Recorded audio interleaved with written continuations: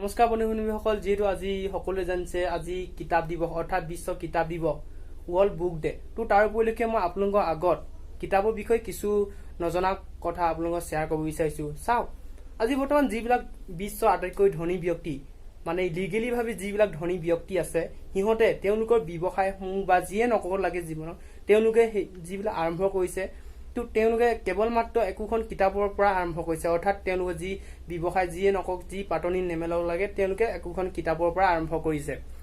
তো আজি আপোনালোকে শুনি আচৰিত হ'ব পাৰে যে বিল গেটছ হওক বা বিশ্বৰ আটাইতকৈ ধনী ব্যক্তি বিল গেটছ বা ৱাৰেন বাফেট, তো সিহঁতে দৈনন্দিন জীৱনত প্ৰত্যেক দিনাই তেওঁলোকে কিতাপৰ লগত জড়িত থাকে। প্ৰত্যেক দিনাই অধ্যয়ন কৰে একোখন কিতাপৰ পৰাই কিতাপৰ পৰা সদায় কিতাপৰ লগত সদায় জড়িত থাকে। তো তেনে ক্ষেত্ৰত আমাৰ বাবে খুবেই প্ৰয়োজন একোখন ভাল কিতাপ, নহয় জানো? আপোনালোকে সকলোৱে কম বেছি পৰিমাণে বাহিৰা কিতাপ পঢ়ে। স্কুল কলেজত যিবিলাক আমি জ্ঞান যিবিলাক শিকো, সেইবিলাক সীমাবদ্ধ আমাৰ জীৱনৰ বাবে কেতিয়াও নহয়। একোখন ভাল কিতাপ আমাৰ বাবে খুবেই প্ৰয়োজন। যিবিলাক স্কুল কলেজত শিকায় সেইবিলাকতো সীমাবদ্ধ কেৱল এটা সময়ৰ বাবেহে, নহয় জানো?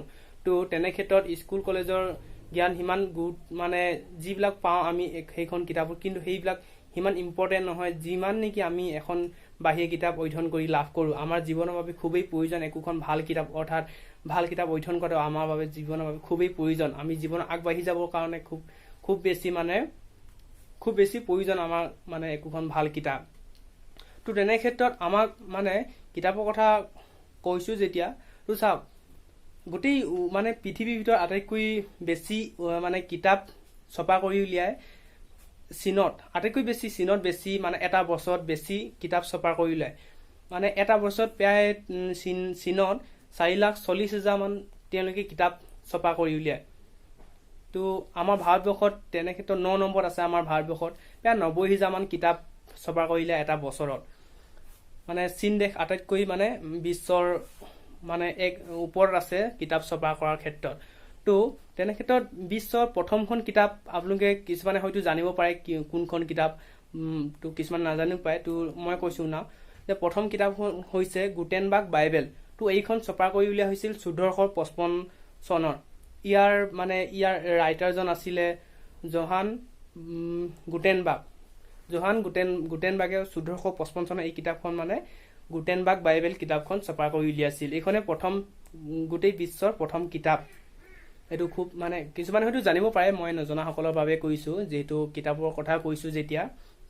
তো তেনে ক্ষেত্ৰত আমাৰ লাইফত খুব বেছি প্ৰয়োজন একোখন ভাল কিতাপ। তো আপোনালোকেও পঢ়ক, সদায় নপঢ়িলেও কেতিয়াবা বাহিৰা কিতাপ অধ্যয়ন কৰক।